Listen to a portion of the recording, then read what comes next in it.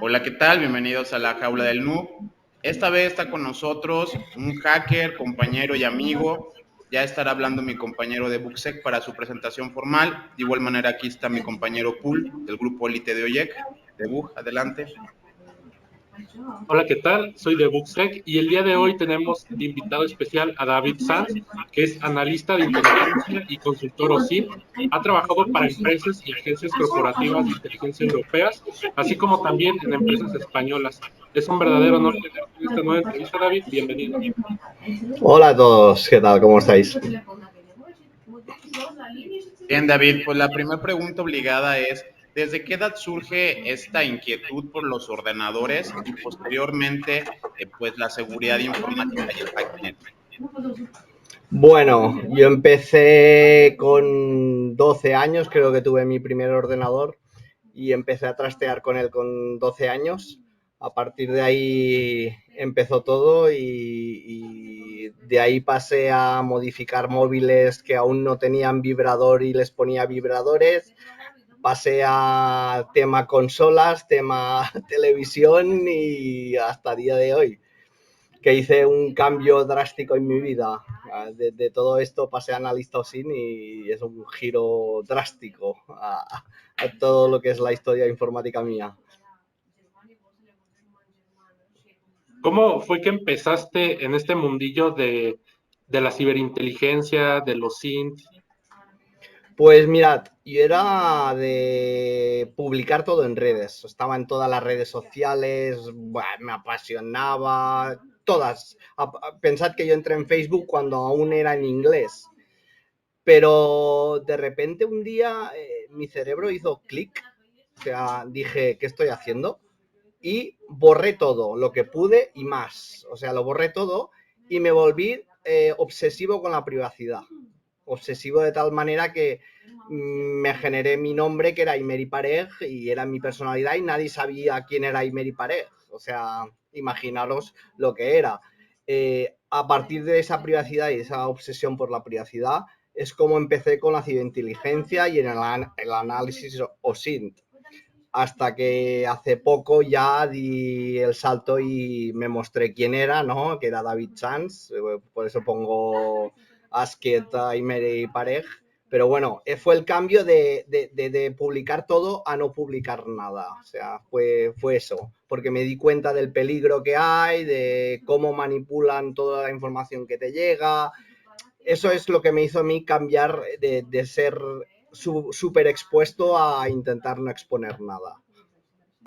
Ya, querido David, la verdad que tal cual lo acabas de mencionar, uno comienza no publicando todo, publicando todo. Lo que pasa es que también nosotros que somos de la old school, pues venimos con el cambio el cambio ha sido radical y la evolución de la misma manera no ha acompañado. Pero más allá de lo que acabas de mencionar, de que como comenzaste, como creo que de alguna manera comenzamos todo con curiosidad como tal, ¿cómo te diste cuenta? Porque te das cuenta que, bueno, se da cuenta que tiene cierta capacidad, virtudes y actitudes, y sobre todo reacciones según lo que estás haciendo. Ya sea cuando desarrollás, cuando investigás, cuando conversás, cuando sos un friki, cuando te encanta analizar, qué sé yo. ¿Cuándo fue que vos te diste cuenta, o qué específicamente, vos recordás ese momento en el que te diste cuenta, hiciste algo genial y dijiste, esto es lo mío, esto es lo mío y soy bueno en esto? A día de hoy me dicen que tengo el síndrome del impostor y me dicen que aún no me creo yo que soy bueno. Dicen que soy bueno, entonces tengo que ser humilde y digo, no, siempre hay gente mejor que yo delante mío, ¿no? Pero me di cuenta cuando, por ejemplo, hacía investigaciones y veía cosas que el resto no veían, a lo mejor, o conseguía información que ciertas personas no podían conseguir. ¿Por qué? Porque yo era capaz de llegar a eso porque antes había publicado yo todo eso y sabía cómo buscarlo, dónde buscarlo, cómo se encontraba, ¿sabes? Entonces, en ese momento, y creo que el momento que hice el cambio fue cuando pasó todo lo de Cambridge Analytica, si os acordáis. Ese fue mi clic, el decir, ¿qué ha pasado aquí? ¿sabéis? Es decir, sí que está modificado todo, sí que nos... Claro, cuanto más leía noticias, más noticias me llegaban de una cosa, ¿sabéis lo que os digo, no? Ahí es el cambio y lo que me di cuenta yo. Bien, a mí me gustaría preguntarte algo referente a lo que tiene que ver con el hacktivismo. ¿Cómo se vive en España este tipo de eventos o este tipo de movimientos? Sabemos que por allá hay muy activos estos llamados hacker spaces. En México sí hay un hacker space. A mí me queda más o menos como a unas 2 horas en auto. Hay algunos otros más en la capital, es decir, o sea, hasta la Ciudad de México, CDMX, en la capital es donde se concentran posiblemente otros 3 o 4, y en el norte del país posiblemente debe de haber otros 3. Pero para lo grande que es México, realmente tenemos aproximadamente unos 5 hacker spaces o 6 hacker spaces en toda la República Mexicana. Creo que la gente no entiende aquí el hacktivismo porque es poco que Anonymous salga únicamente contra los cárteles, a declarar la guerra, este tipo de situaciones como un poco más bélicas. Pero ¿cómo se vive la cultura hacker en España? ¿Qué tan fácil es ser hacker? Si hay formas de integración, tienen clubs, existe incluso alguna, no sé, algún bar o disco cyberpunk en donde uno pueda ir con sus amigos y esté ambientado como hacker el lugar. ¿Qué diferencia hay en esto de la cultura hacker que puede vivir A esto en ver, España? a ver, yo estoy más apartado ya del mundo hacker, pero bueno, sí que sigo los eventos y demás. El hacktivismo como tal, tenemos eventos como Hack and Beers, por ejemplo, que son unos eventos que se encuentran en cervecerías o en locales donde puedes tomar unas cervezas y a la vez gente hace ponencias con una cerveza en la mano, ¿sabes lo que te digo? Son más en plan informal, pero son eventos muy chulos. Yo, por ejemplo, he participado hace poco en OSINT and Beers, o sea, es un evento de OSINT y cerveza, y genial, un evento genial. Entonces, el problema que tenemos es que aquí aún se confunde hackers y ciberdelincuentes, la prensa aún no lo diferencia. Entonces, cuando dicen hackers, hacktivismo, tal, se confunde a día de hoy aún a los hackers y a los ciberdelincuentes, no saben diferenciarlo. Entonces tenemos eso de comunidad hacker, estos son los que roban, estos son... Entonces aún tenemos ese problema, pero tenemos Hack Meeting, por ejemplo, que estaría bueno que un día cogierais a alguien de Hack Meeting España y lo entrevistarais, que os podría dar mucha más información. Ya os digo, yo me aparté un poco del mundo hacker. Sí que sigue siendo hacktivista, que puede ser de muchas maneras, el hacktivismo puede aplicarse de muchas maneras, y me he derivado más hacia los SIM, ¿vale? Pero bueno, el problema que tenemos en España es eso, que aún la prensa, por ejemplo, aún no diferencia eso de hacker y ciberdelincuente. Entonces, nos tienen aún como un algo ahí malo, ¿sabes? ¿Podrías platicarnos sobre qué es y cómo nació Brigada OSINT? Pues mira, nació a partir de que yo empecé con el OSINT y me di cuenta que hacía falta algo que no estaba cuando yo entré. A mí me faltaba información, me faltaba formas de formarme, me faltaba formas de comunicarme con más gente. No había ninguna comunidad OSINT en español. Tenía OSINT Francia, teníamos eventos como Trace Labs, teníamos un Bellingcat que hacen análisis impresionantes de OSINT, y pensé, pues voy a crear una comunidad OSINT aquí en España a ver qué pasa, ¿no? Lo creé por a ver qué pasa, ¿no? Y poco a poco, a base de trabajo duro, podcast, redes, moverlo mucho y sobre todo enfocado solo en Discord. Yo no me he centrado tanto en Telegram, solo en Discord. Se creó la comunidad y empezó a crecer y somos más de 1000 ya en la comunidad y todo muy bien distribuido, y para la vieja escuela es un IRC renovado, ¿sabéis? ¿Os acordáis del IRC? Pues Discord, siempre digo, es un IRC renovado. Y surgió para eso, para lo que yo echaba de menos cuando yo empecé. Y ahora todos los que entran nuevos se encuentran con canales de información, canales de biblioteca, canales para hablar de temáticas concretas, todo muy bien distribuido y que ayuda a avanzar más rápido de lo que me costó a mí en su día empezar. Que tampoco hace tanto, o sea, en lo que es OSINT hace 4 años que empecé, o sea, tampoco hace tanto. Lo que pasa es que pues le he dedicado muchas horas y eso ha hecho que pueda estar donde estoy ahora. En realidad todo siempre ha sido un proceso, ¿no? De evoluciones, de cambio, hasta que va encontrando uno su norte, te das cuenta, y uno en ese proceso, como acaba de mencionar, y sí, digamos, de alguna manera, me encanta tu tema de la humildad, pero yo sé que soy muy bueno investigando, porque como decís, veo cosas que los demás no ven. Lo que pasa es que cuando tenemos una perspectiva, no te puedo decir una formación, una cultura, simplemente observamos ciertas cosas o patrones en las personas, vemos por encima de las circunstancias, si querés verlo de alguna manera vivimos con un estilo filosófico, pero mezclado un poco con tecnología, ¿no?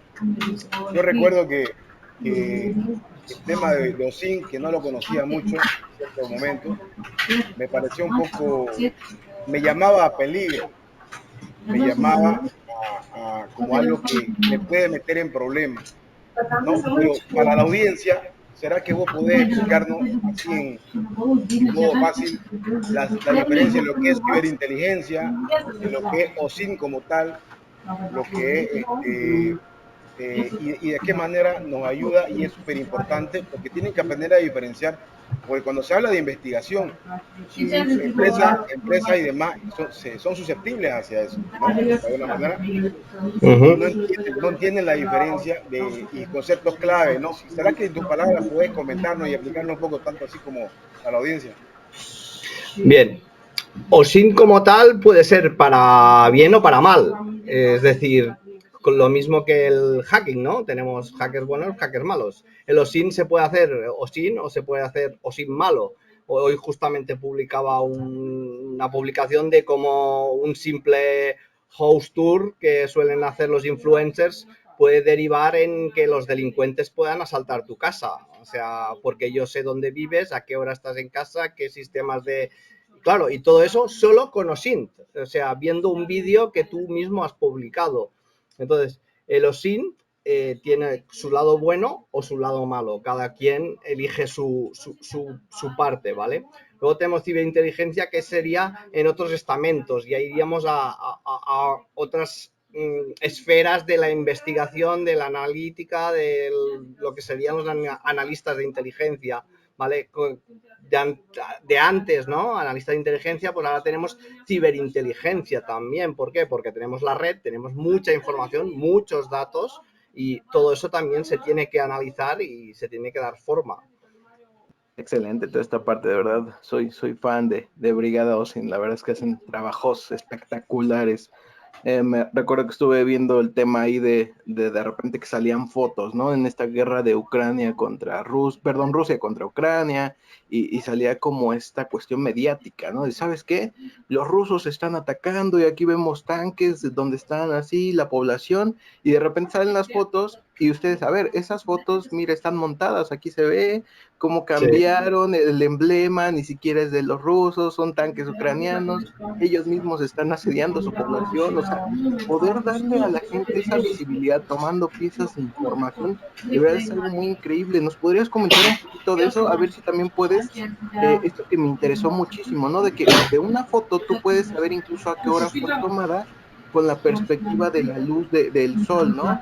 De las sombras y todo esto. A ver si puedes comentarlo un poco. Sí, mira, empezando por lo de Ucrania, hemos encontrado varias informaciones importantes, desde audios rusos en los que hemos analizado el audio, averiguado de qué zona de Rusia eran y lo que estaban diciendo, de tal forma que hemos averiguado que están cogiendo a jóvenes de las zonas más pobres de Rusia y los están llevando a combatir, porque lo decían ellos mismos en esos audios.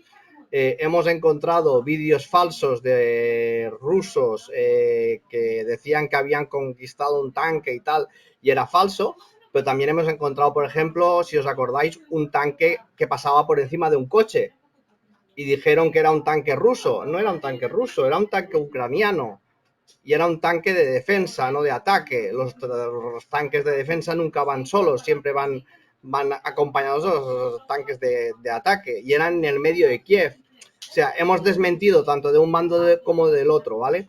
Y respecto a la hora, pues es que nos fijamos hasta en las sombras. O sea, si yo sé el lugar y veo la sombra de un árbol, podremos calcular en función de cuándo se ha tomado esta foto, en qué época del año o en qué día, puedo calcular hasta la hora en que se ha tomado esa foto.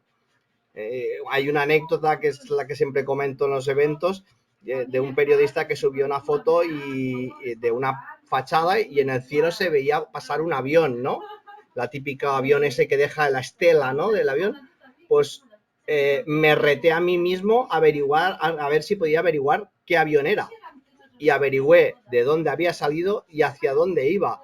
Puerta de embarque y puerta de desembarque. Imaginaros con una simple foto publicada en una red social, calculé la hora en función de las sombras de la fachada sabía que era de Granada, y así. Esto es OSINT en estado puro, o sea, también para desmentir noticias o fake news, a poder averiguar hasta la hora de que se ha echado una foto. Bien, yo quiero pasar un poquito, me llama mucho la atención eso que estás mencionando, porque sobre todo como ya tiene que ver con cyber warfare, también puede que la gente se lo tome a mal, ¿no? O sea, estás haciendo OSINT, estás interfiriendo en la guerra, estás dando un mal mensaje, y creo que de esto va un poco mi siguiente pregunta, que tiene que ver con las técnicas cuando se utiliza Active Defense. ¿Hasta dónde es trampa o hasta dónde es justo y cómo tú lo ves? Porque también creo que cabe fuera de la legalidad, cabe una perspectiva personal de cómo se toma esto. Para los que están en casa, que nos puedan seguir un poquito el juego de OSINT, es básicamente cuando el investigador quiere también obtener la geolocalización de la persona o ir pescando a este ciberdelincuente, a este ciberestafador, la persona que está acosando, que básicamente está haciendo, te está molestando y él piensa que nunca va a caer o que nunca va a ser expuesto como tal, y tú estás jugando ahí en un área un poco gris en donde, a ver, ¿le puedo mandar esto? No, es que si le tiramos el sitio es ilegal, pero mandarle un link y que él le dé clic no es ilegal. Pero si ya nos metemos con sus hijos o con sus familiares, ya sería ilegal. Entonces, todo el tiempo estás jugando en un área un poco gris. Creo que en esta parte te comentaré cómo se hace un poco en Latinoamérica.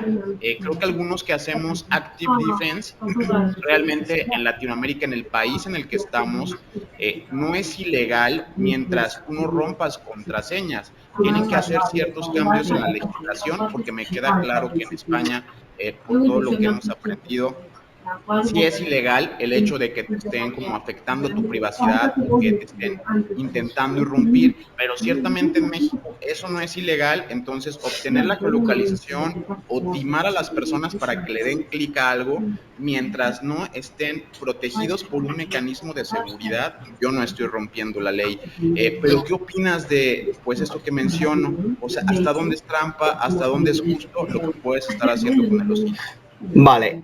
Aquí hay un gran problema y es que el analista OSINT aún no se ve como profesión. Es decir, ¿quién puede investigar? Policía, detectives y periodistas aquí en España. Pero es que ha llegado el analista OSINT, también es una profesión y se han dado cuenta ahora. Es decir, en España se les han colado un montón de fake news a muchos periodistas porque no sabían analizar vídeos o no sabían analizar fuentes. ¿Por qué? Porque en la guerra de Ucrania ha habido un gran problema y es que no había periodistas en el frente. ¿Quién mandaba los vídeos? Los propios soldados. Entonces se tenían que tomar eso como fuente fidedigna y nadie validaba esa información porque, como la manda un soldado, será verdadera. Entonces, el analista OSINT es una profesión que aún no se tiene en cuenta y estamos en una zona gris, como tú has dicho, ¿no? Es decir, estoy que si, cuidado que me paso, que cuidado que no me paso. los detectives dicen que ellos sí pueden investigar y los analistas no, pero nosotros podemos colaborar con los detectives, ayudamos y colaboramos a fuerzas y cuerpos de seguridad del Estado, ayudamos a periodistas. Entonces, estamos en una zona gris. ¿Por qué? Porque el analista OSINT aún no se considera profesión, pero llegará el momento. Como tú dices, las leyes van avanzando. En España hay pocas solicitudes de analista OSINT, pero tú te pones una Google Alerts de analista OSINT y de profesiones y verás la de ofertas de trabajo que hay. Ese es el problema, que en España aún no tenemos la profesión de analista OSINT como tal. Una vez la tengamos, la legalidad la marcará la profesión. Como en todas las profesiones hay unos límites en los que podemos estar y no podemos estar. En España no se puede poner información pública de personas porque, claro, pues incumples la ley de protección de datos, por ejemplo. Pero yo puedo analizar y puedo pasarle esa información a la empresa que me ha contratado para decir, oye, necesito esta información. Lo que ellos hagan después, yo no lo sé, yo no lo he hecho público. ¿Sabes lo que te quiero decir? Lo utilizan recursos humanos, por ejemplo, para entrevistas, ya preparan las entrevistas con un análisis OSINT de la persona que va a venir. O sea, imagínate qué uso se le está dando en España.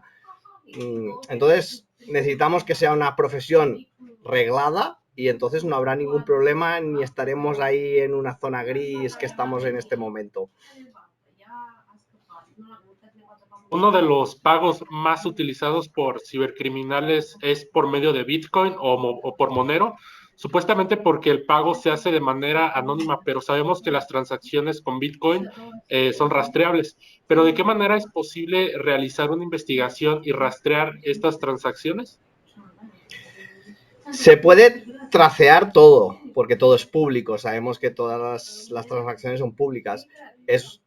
Puede dar para un trabajo de semanas, pero llegar a, ¿cómo te diría?, desvirtualizar quién hay detrás, eso es más complicado y porque ya entraría la jurisprudencia, no, el juzgado o la policía en este caso. Pero rastreable es rastreable. Pues yo llegué desde una cartera de dark web, llegué a una cartera de internet de una tienda. Claro, todo como rastreando como si fuera un mapa mental de cartera en cartera, cómo se iban dividiendo el dinero. Entonces, ¿es rastreable? Sí. Llegar a desvirtualizar a ese individuo, a ese ciberdelincuente, es más complicado. Ya entraríamos en técnicas de ingeniería social, de ver cómo pillarle, de hacerle la trampa, del clic, entraríamos en otros tipos de sistemas ya que salen un poco de los OSINT y entraríamos más en el hacking. La verdad que sí, no, es que son muchas variables, creo yo. Yo quiero hacer una pregunta, como dice mi padre, capciosa. Cuando vos utilizas técnicas de OSINT, de investigación, o llamémosla como tal, utilizar tu talento cuando vos tenés un tarea, un objetivo. Yo sé que siempre hay planificación, cada uno tiene su manera, ¿no? Hay selección de fuentes, obtención de datos, procesarlas, analizarlas, sacar tu reporte, sacar llamémoslo, tu síntesis de todo esto. ¿Qué pasa cuando vos estás en medio que no tenga nada que ver con un tema laboral, no tenga nada que ver con un tema personal, simplemente porque tenés entendido que cierta persona de alguna manera, si te das cuenta, esto es un poco incómodo que te voy a preguntar, sentiste libre de decírmelo sin pena. Sí. Uno no puede jugar a Dios porque vos sabés que la información es poder.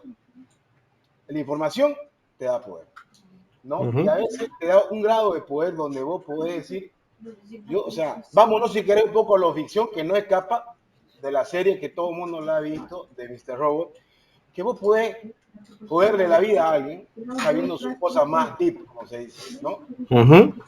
Pero ¿qué pasa si, como te digo, no es un tema personal, simplemente con alguien que vos sabés que está haciendo, vamos más directo al grano, que está haciendo abuso de mujeres, incluso de niños o cosas así. Pero el poder que él tiene económico no se lo puede hacer. O sea, no puede hacer mucho. Y es una persona que se caga. Estoy dando un ejemplo así burdo.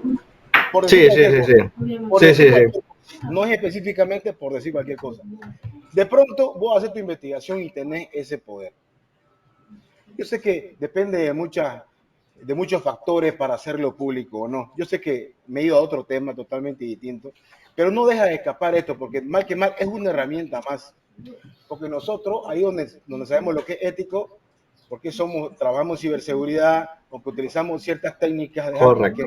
pero que el hacking es un científico como tal, vos sos un científico, todos los que estamos acá y lo que saben más que nosotros, saben que son científicos, porque esta es ciencia, es investigación, es aprendizaje constante.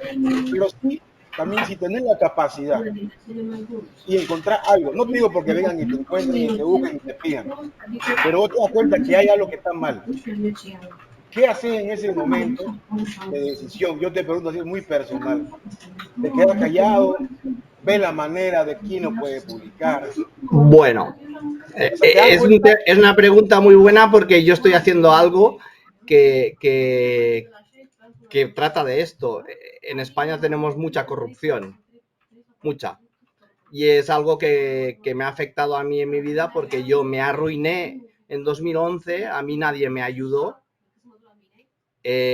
Fue muy duro para mi vida, fue muy duro. Y mientras se lo llevaban crudo todos los políticos. Bien, ahora tengo en mi mano el poder. Yo puedo analizar, porque es público, todos los contratos públicos que hay y a partir de ahí buscar dónde está la corrupción, dónde ha habido ilegalidades, dónde se han adjudicado contratos malos, dónde se han llevado las comisiones, dónde han comprado ese material y por qué. Y yo lo publico y lo hago público. Yo tengo ese poder, pero porque es mi convicción y si tienen que venir, que vengan. Me refiero, ellos son los que han hecho algo ilegal, no yo. Entonces, del tema, cambiando de tema, igual es uno que abusa de menores y tal. Bien, lo analizaré y tengo los contactos suficientes para ponerlo en las manos y en las autoridades correspondientes y lo pondré. ¿Me entendéis? O sea, no lo haré público eso en ese caso. Eso tengo los contactos que tengo que tener y lo haré y lo pasaré a las fuerzas de cuerpo de seguridad. ¿Por qué? Porque como os he dicho, tenemos una ética y esa ética no voy a utilizar mis investigaciones o sin para hacer daño a alguien que no ha hecho nada, es decir, no voy a investigar a acosar a una chica, no voy a acosar, no sé si habéis visto la serie You, por ejemplo, de Netflix, es un claro caso de OSINT para conquistar a mujeres, o sea, es OSINT para conquistar a mujeres y no voy a hacer spoiler, que miren Netflix, pero no sé si me habéis entendido, ¿no? O sea, yo utilizo ese poder para la corrupción y si puedo dar esa puntillita y poder ayudar un poco y vengarme de lo que a mí se me hizo, pues ahí está mi poder. Sí, totalmente. Ya hiciste ahí el comercial de Netflix. A ver si patrocinan el podcast, por favor. Exactamente, a ver si cae ahí algo. No, está excelente. Mira, fíjate que también de este lado, en el grupo, pues de repente llegan chicos, ¿no? Interesados en el OSINT y esta parte, ¿no? Pero ya tienen como digamos, chip de que hay una herramienta o hay distintas herramientas que lo hacen todo y de tu lado nada más es ponerle como un input y ya sacar un output, ¿no? Existen, están caras, hay grandes compañías que tienen sus soluciones, pero ¿qué consejo les das justamente a esas personas que yo creo que el cerebro es su herramienta más importante, ¿no? ¿Qué tipo de consejo le das a esas personas? Yo empezaría por no usar las herramientas de botón gordo que se les llama, ¿no? Esas herramientas que haces clic y lo hacen todo. Debes entender cómo se llega hasta ahí. Si vas a hacer clic, es como decíamos antes, ¿no? Soy hacker porque le he pasado un virus y me he colado en su ordenador. No, perdona. Debes saber cómo funciona, cómo se abren los puertos, cómo Pues esto es lo mismo, debes entender el OSINT, cómo funciona, cómo se llega a las fuentes, cómo se obtiene una ID de un perfil para que luego puedas sacar el email. Olvidarse del botón gordo y empezar por la base. Si no tienes una buena base y no entiendes cómo funcionan las fuentes abiertas, puedes gastarte 2.000 euros en Maltego que se lo gasta la gente y no saben usarlo. ¿Por qué? Porque no entienden, no tienen una buena base, no podemos construir la casa por el tejado. Empecemos por abajo, algo básico como Google y utilizar los dorks o booleanos y a partir de ahí entender cómo funcionan las fuentes abiertas. Si empezamos con botón gordo, vamos mal. En verdad me ha llamado mucho la atención esto que has mencionado de yo tengo el poder ahora o bueno, hay una tangente que creo que se puede modelar un poquito, pero es muy válido el decirlo. Ellos me hicieron daño. No creo que a lo mejor sea venganza, es simplemente un concepto más de justicia. El hecho Justicia social. voy por ellos, pero hay algo clave en esto, que es lo que nos hace criptoanarquistas. De hecho, mucha de la cultura hacker fue basada con la liberación, o sea, éramos como quien dice una revolución industrial o una revolución de intelectuales, por así decirlo, y también fuimos buscando que el Bitcoin, que el criptoanarquismo y ciertos valores o energías para precisamente podernos imponer a este gobierno. En primera, pues me parece muy respetable y yo también comparto eso. Ahora, pasando a mi pregunta, la inteligencia de amenazas, ¿cómo está evolucionando ahora el OSINT?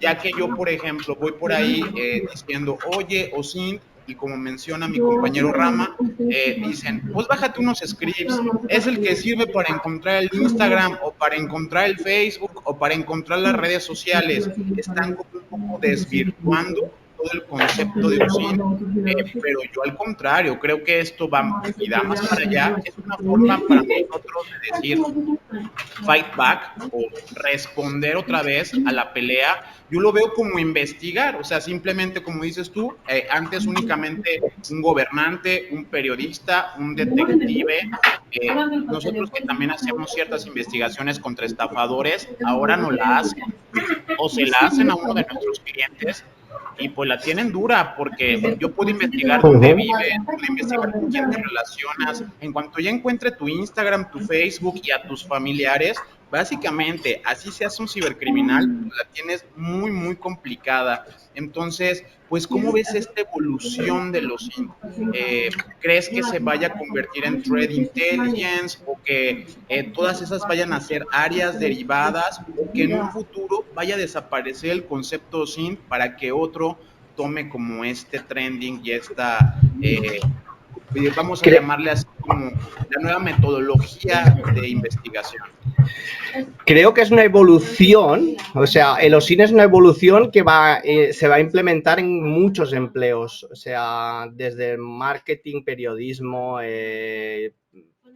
ahora se puede dar en muchos usos. Es una evolución de muchos empleos, como cuando llegó Cabify y se comió a los taxis, ¿no? Pues, o llegó Uber y se comió a los taxis. Pues el OSINT ha llegado y se está metiendo en muchos empleos, recursos humanos, tal. Entonces, va a ser una evolución. ¿Qué pasa? Que estará la contra, ¿no? Es decir, también han aparecido las empresas de astroturfing que se dedican a la manipulación o la, como te diría, desinformación para ataques a personas influyentes o para desprestigiar una marca o para manipular y que se crea que un producto es muy bueno. Todo esto, quieras o no, primero has hecho un análisis de todo esto, has hecho un informe, has analizado la competencia y vas a ver cómo vas a atacar, porque el astroturfing realmente es un ataque. Bueno, son empresas que se dedican a ataque,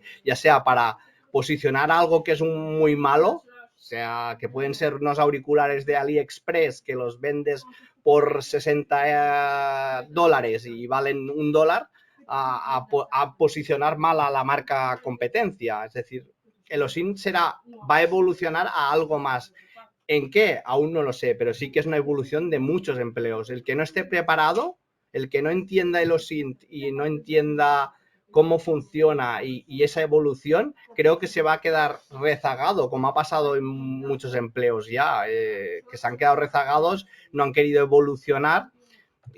Y me tengo que morder la lengua porque hay muchas cosas que en España he tenido problemas discutiendo este tema porque en ciertas profesiones no se ha querido evolucionar y se han quedado atrás y son las que ahora atacan a los analistas OSINT.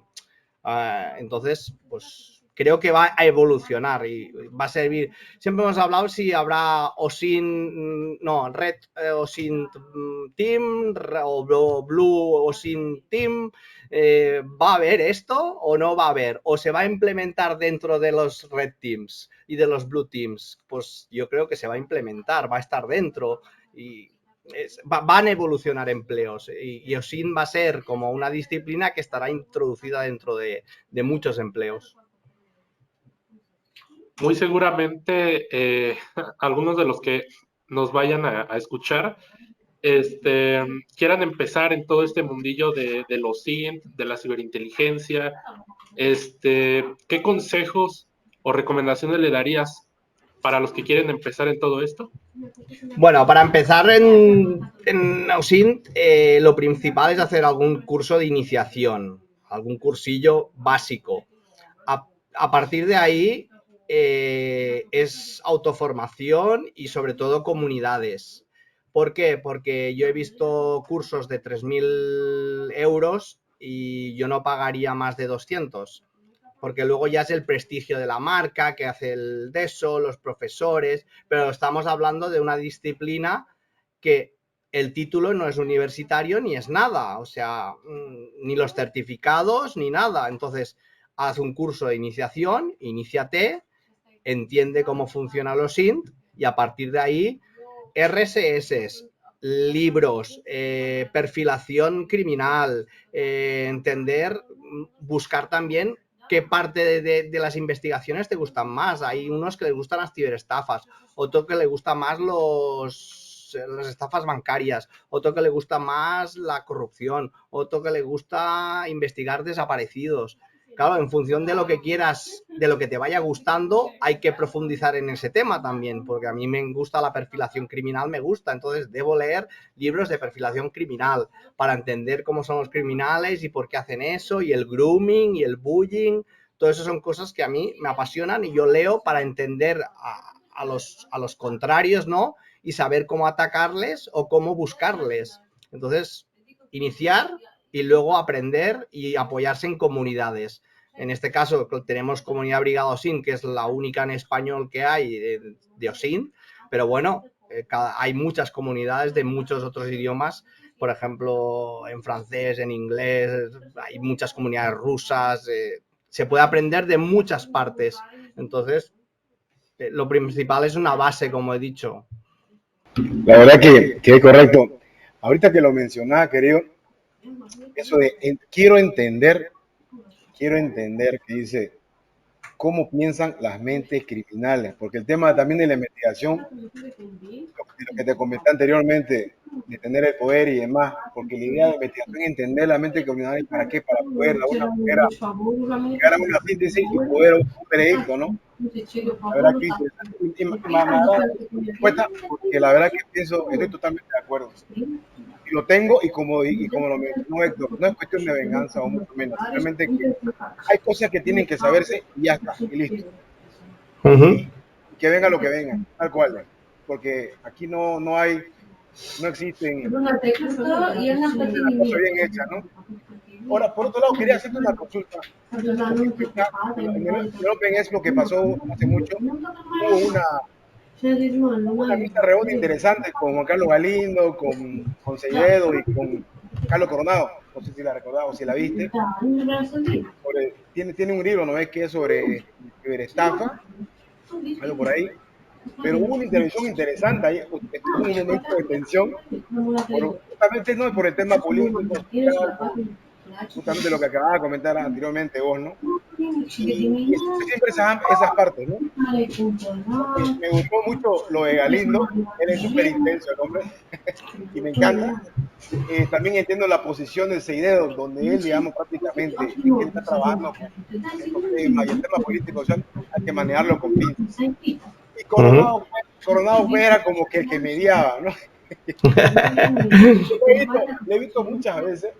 Yo entiendo cada caso en particular, porque cada uno tiene una posición como tal. Yo creo que todos nos identificamos de alguna manera con alguno de ellos, porque me parece que son muy buenos en lo que hacen. Pero no sé si tuviste oportunidad o cuál es tu opinión, más allá de todo, sobre el libro que él escribió, no de investigación, pero me parece muy apasionado que es Carlos Galindo. Pero sí, digamos, este tema ocurre en todas partes del mundo. Siempre hay las dos partes, ¿no? Hay las dos partes y las dos versiones, ¿no? Y Claro. ¿Cómo se puede manejar esto en tu experiencia?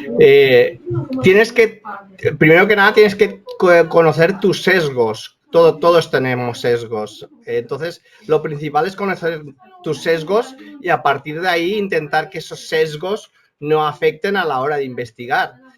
En mi caso, cuando yo investigo casos de corrupción, yo cojo una licitación y la analizo. No digo, aquí seguro que hay. No. Ese sesgo mío de que voy a por ellos no tiene que afectarme. Tengo, si hay, si no hay, no hay. ¿Vale? Pero tenemos que conocer esos sesgos para no posicionarnos, para no decir es culpable, es culpable, es culpable, o no es culpable, no es culpable, no es culpable. No. Si conoces tus sesgos, te puedes posicionar de una forma más neutra posible, pero como digo, es muy difícil conocer tus propios sesgos y no hacer que afecten a las investigaciones. Exactamente, es que cuando hablas de sesgo, te entiendo su totalidad y eso me parece, la verdad, que súper, es muy valedero y te ayuda mucho, porque, por ejemplo, ¿qué tal si mira este contexto, si de repente te toca trabajar con alguien y no sabes quién es, hacer un poco sin para investigar, porque si te parece sospechoso o sentís que no, porque parte del investigador tiene pues como no te voy a decir sexto sentido, sino un olfato distinto.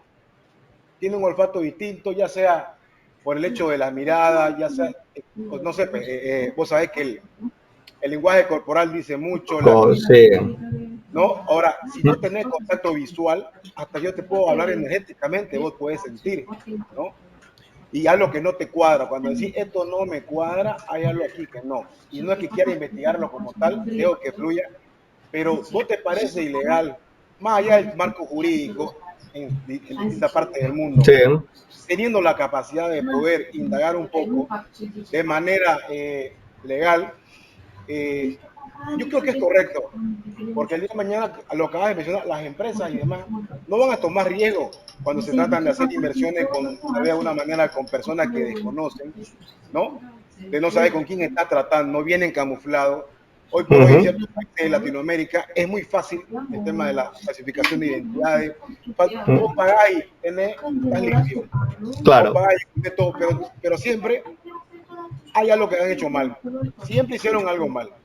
¿Qué pensabas? ¿Te parece ilegal? ¿Te parece mal o de una manera utilizar cierto tipo de herramienta o llamémoslo skills para estar seguro el día de mañana de tomar decisiones, para hacer inversiones o para poder con quién trabajar? Más allá de lo que demanda, lo que tener confianza con las personas, ¿no? Pero a veces que te aparece alguien con un... Pero vos decís, no me cuadra. ¿Sabes qué pasa cuando ya estás en este mundillo? Llegas a desconfiar de todos. Es decir, cualquier archivo que me mandan lo paso por Virus Total o por un container para desinfectar.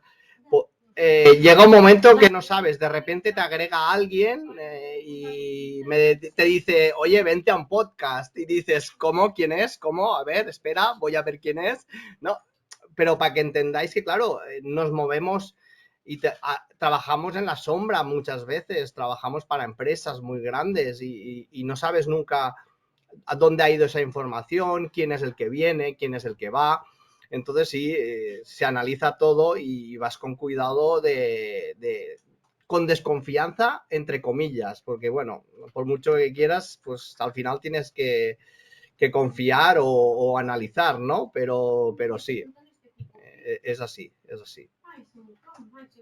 No sé si está correcto, pero creo que dicen, ¿qué? ¿Andas al loro o ir al loro? Ir al loro, sí. Estar al loro. Ok. Hay que estar al loro, sí. Fíjate que esta parte ya que hablamos de especialistas, pues en este como en otros campos de ciberseguridad, pues falta, ¿no? Faltan gente, falta especialistas. Y veo que parte de lo que hacen ustedes también son captures de flags que están bastante interesantes y bastante bien construidos. Cuéntanos un poquito acerca de esto, cómo se construyen, cómo los hacen, quién es la mente creativa detrás de todo eso. ¿Cómo está eso? Bueno, dentro de la comunidad tenemos un núcleo que es el que gestiona un poco la comunidad, que bueno, empecé yo solo, luego ya creamos ese núcleo, que ya eran tope gama, ¿no? Como por así decirlo, los más alto nivel, y a partir de ahí empezamos a desarrollar las CTFs, pero primero los tenemos que hacer nosotros, claro, porque claro, no podemos dejar que eso fluya. Primero hay que buscar qué queremos que investiguen hoy o que aprendan, porque esas capturas de flags lo hacemos para que aprendan. Pues hoy queremos que aprendan, yo qué sé, a analizar una imagen, pero el posicionamiento. Hoy queremos que aprendan a medir distancias. Hoy queremos que aprendan análisis de textos. Hoy, cada cosa se va preparando para que aprendan, sobre todo es que aprendan, no es como para subir de nivel y todo eso, no.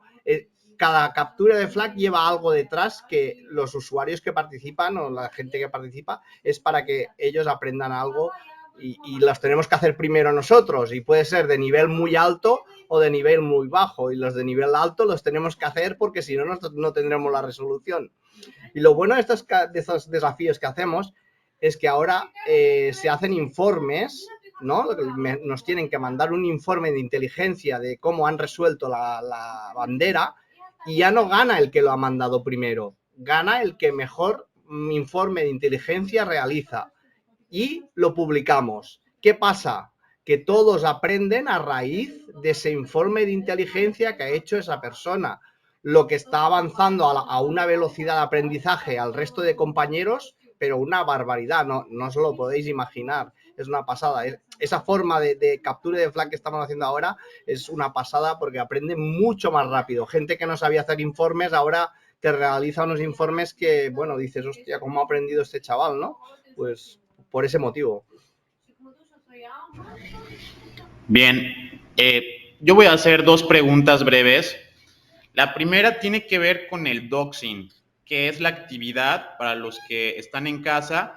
Básicamente, imagina que un día toda tu información confidencial ya se vio afectada, ya saben dónde vives, cuál es tu teléfono, en dónde trabajas, a dónde vas a comer, quiénes son tus vecinos, cómo se ve la portada de tu casa, porque gracias a este Google Street View, el carrito de Google que anduvo pasando por todos lugares, pues ya tienen todo mapeado y de igual manera una persona que tiene tu geolocalización o cierta información puede postrarse quizá fuera de tu casa, incluso como tratar de triangular tus movimientos.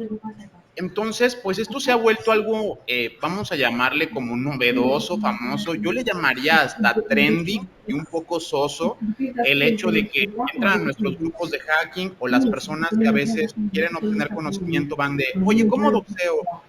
¿Tienes un curso de doxeo? Ni siquiera saben qué es una división del OSINT o una técnica que te pueda ayudar para los OSINT. O sea, están muy preocupados por exponer a las personas. Ver quién es el TikToker, ver quién es la persona de Instagram, si conocen quizá un influencer o un famoso, esto podría no terminar de una manera tan divertida. Voy a poner un ejemplo, a mí me pasó hace poco y la parte ofensiva es que te pueden mandar cosas que no están pagadas, entonces llegan a tu casa, te dicen, oye, traigo una pizza, traigo un café, traigo algo y es de, oye, yo no he pedido nada. Pero ¿cómo no? ¿Usted es Héctor López? Efectivamente soy Héctor López, pero yo no te he marcado, no te he pedido nada, te han jugado una broma, trato de manifestárselos así porque Difiero que a lo mejor porque es repartidor de pizzas pueda conocer lo que es el spoofing de llamadas, Claro. lo que es el jugado, pero ciertamente, por lo menos a mí, en la parte de doxing, sé que en otros países es más lamentable.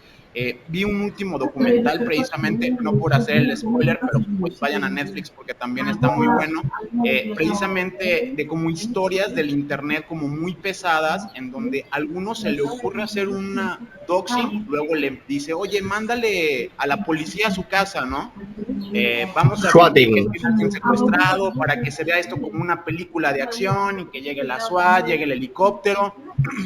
Resulta que es una persona a atender la puerta, no entiende muy bien la orden de un policía y le dispara a morir. Y todo esto, como mencionan, fue por una apuesta de jalo, de que, oye, me mataste, $50, ay no, pues mándale a la policía a su casa. ¿Qué tan complicado es esto para entenderlo para las personas? El hecho de que puedan doxearte o que tu información confidencial salga a la luz. ¿Por qué no debería de pasarte esto o qué riesgos puede llevar? Eso pasa, primero que nada, porque publicamos cosas en redes. Si no somos nosotros, son nuestros familiares. Si vas a buscar a mi abuelo no tiene nada en internet, entonces no le van a poder doxear. Claro, porque ¿cómo lo van a doxear? Entonces, si doxean es que algo hay en internet o alguien que te conoce ha dado esa información. ¿Es peligroso? Muy peligroso. ¿Es imparable? Es imparable. Y está de moda el cancelar. Cancelar es a famosos youtubers o a famosos tiktokers, cancelar, se pone de moda y se agrupan y cierran una cuenta de Twitter o cierran una cuenta de TikTok y hay que pensar que es el alimento de esa persona y se la cancelan sin motivo y porque se han juntado para hacer esto. Y el doxing es lo mismo o más peligroso, porque yo he visto casos, tuvimos un caso en España de que se veía a un niño de rodillas en un vídeo y dos adultos pegando al niño. Se oía el nombre de uno de los adultos, se juntó la gente a buscar quién era ese y se equivocaron de persona y doxearon a la persona que no era, se equivocaron, tenía el mismo nombre, pero se equivocaron de persona, le arruinaron la vida, porque publicaron todo de él, todo de su familia, y él no tenía nada que ver. Imaginaos psicológicamente lo que ha pasado a esa persona.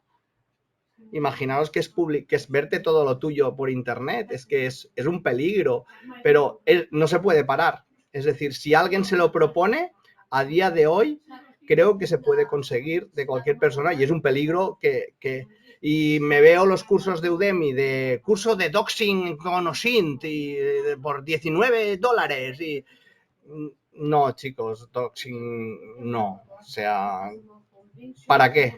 ¿Para qué? El doxing a lo mejor es, pues, ¿qué diría? Lo que yo hago de las licitaciones es doxing. Pues en parte sí, ¿no? Pero es información que es pública, que son contratos y sí que doxeo a las empresas o a los políticos que han hecho corrupción, pero no les digo dónde está su casa o no digo quién es su teléfono. Doxeo la información que es pública, la cruzo y yo hago esa información la hago pública, pero no doxeo a ese político, no doxeo a esa empresa, no. Entonces es un peligro que es imparable y lo que tú comentabas, el swatting, eso que has dicho, el swatting, que aquí por suerte no pasa, ¿no? Pero imaginaos lo que pasó en lo que tú comentabas, que murió una persona. Y imagínate a ese chaval que fueron a casa a pegarle porque le había pegado a un niño de 12 años y resulta que no era él. Y si le llegan a coger de verdad y le clavan un cuchillo o le hacen cualquier cosa y se equivocan de persona. Mirad Hotel Cecil, por ejemplo, un documental muy bueno y allí hay se hace un análisis OSINT erróneo por parte de personas y le arruinan la vida a una persona porque se equivocaron de persona al investigar. ¿Por qué? Porque lo hicieron gente que a lo mejor no eran analistas OSINT, eran ciudadanos que querían hacer el bien y querían investigar una muerte. Entonces un peligro el no saber analizar o el equivocarte o el doxear a quien no toca. Porque desde mi punto de vista hay veces que hay que doxear a algunos, sí que lo haría yo, sí que lo haría. No sé si me entendéis, hay temas que para mí son tabú y si pillo uno de esos temas tabú, y a mí me pasó, por ejemplo, aquí en España se cogió a un chaval, a un chico con autismo y entre 6 o 7 le pegaron una paliza y le robaron el móvil, lo grabaron y se rieron de él. Pues a la media hora tenía los nombres y apellidos de todos y los hice públicos. Pero, suerte, tengo buenos amigos y un amigo policía dijo, bórralo ya porque te va a caer más a ti que lo que le va a caer a ellos. Porque la ley está hecha así. Y lo borré. Pero en ese instante, en esa cosa, ese sesgo mío era, pero ¿cómo han podido pegarle a un niño autista y robarle el móvil? Voy a por ellos, voy a todos los que pueda pillar, les voy a poner nombre, apellidos y dónde viven y todo. Pues es un peligro si te equivocas. Totalmente de acuerdo. Y solo para mi última intervención, esta tiene que ver con los leaks. Quiero hablar del caso específico. Yo para ciertas perfilaciones o para ayudar a algunas empresas, también suelo fijarme si han sido comprometidas o no, porque esto les ayuda para tener certeza de qué tanto debo de cambiar, ya no uso esta cuenta, mejor voy a cambiar mi correo electrónico. Y pues muchos utilizan I Have Been Found, este sitio donde tú pones el correo y solamente te dice en qué lugares has sido hackeado o qué bases de datos posiblemente está tu información. Y está esta otra más extrema que ya ahora bajó la fuerza pública, llamado Wileak, que en este sitio, wileak.to, tú entrabas, pagabas una suscripción por Bitcoin y no quedaba ahí. O sea, tú podías buscar las contraseñas que estaban en las bases de datos. Luego incluyeron un comodín para buscar todo un dominio, por ejemplo. Entonces tú podrías poner, por ejemplo, el gobierno de Alicante, el gobierno de Madrid, el gobierno de Barcelona, utilizando una especie de Google hacking sobre ese dominio y te aparecían todas las contraseñas de funcionarios públicos.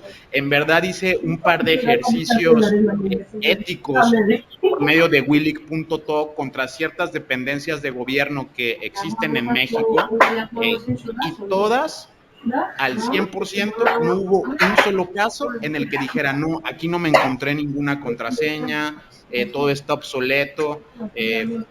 Lo que siempre mencionamos, cuentas que ya ni saben que existen, pero siguen siendo vulnerables. Entonces, mi pregunta va un poco más a, ¿qué opinas de estos sitios de leaks? Desde el punto de vista ético, es cuando yo agarro y verifico las filtraciones, pero que como lo menciono, pues a veces van a decir, bueno, pero es que a mí no me importa que tú lo hagas con fines éticos, va a haber 8 millones de personas que no lo van a hacer con fines éticos, entonces pues va para abajo este sitio, lo vamos a cerrar. Pero ¿cuál es tu opinión de esto de los leaks cuando nos ayuda para la ciberseguridad? Para mí es necesario porque en mi caso a mí me viene una empresa y me dice, hazme un informe de toda mi empresa, quiero saber todo lo bueno, lo malo, lo que se dice, lo que hay, lo que no hay, todo.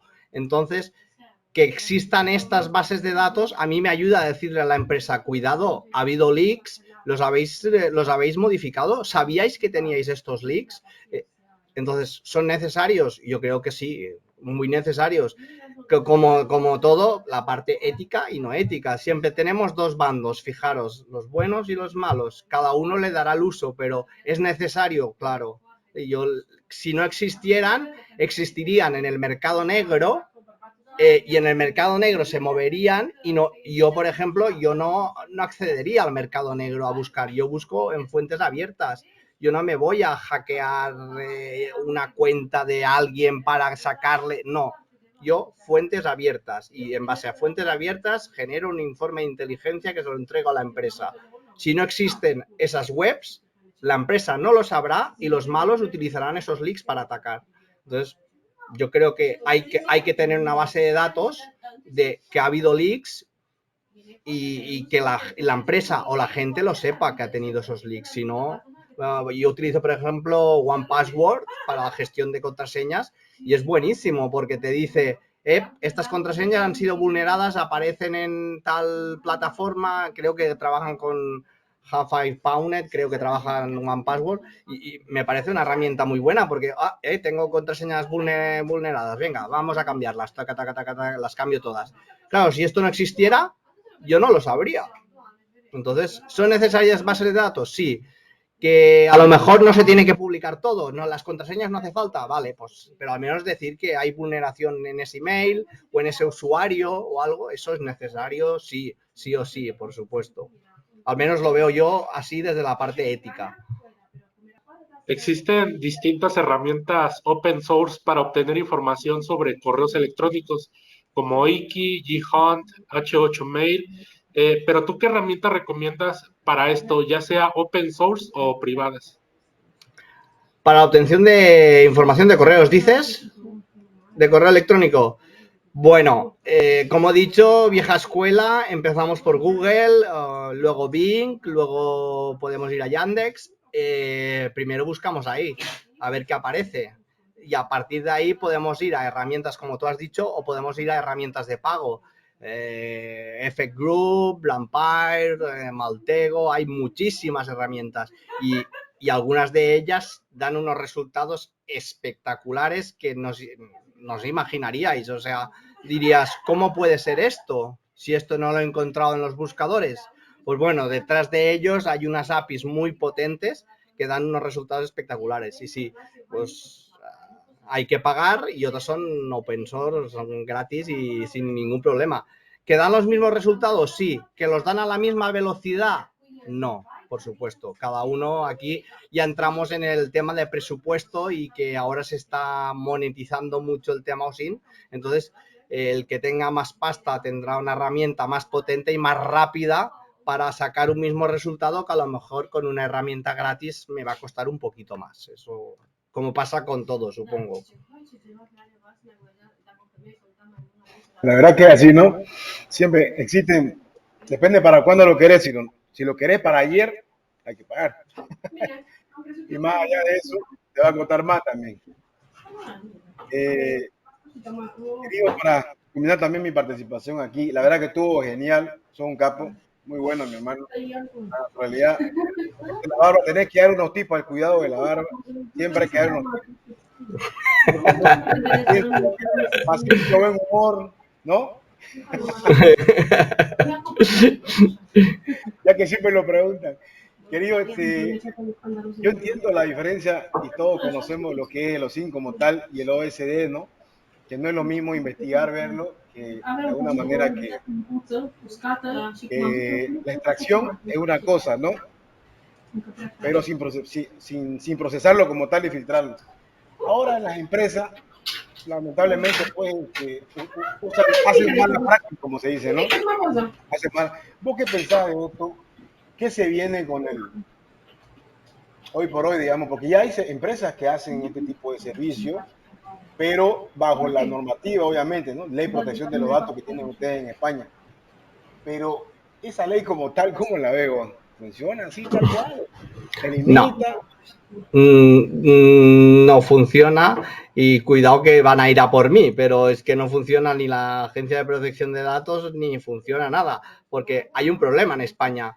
Es decir, si a ti te han vulnerado los datos, tú lo pones en conocimiento de la Agencia de Protección de Datos. La Agencia de Protección de Datos, ¿qué hace? Denuncia a la empresa y le pone una sanción económica, pero tú no ves nada, no ves dinero.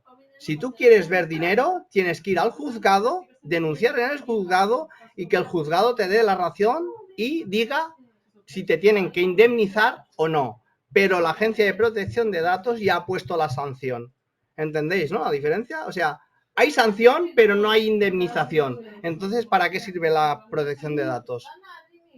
Yo no lo veo. O sea, la agencia se va lucrando de las sanciones, pero los afectados no vemos ni un duro. Entonces, ¿eso para qué me sirve a mí? ¿De que me proteges?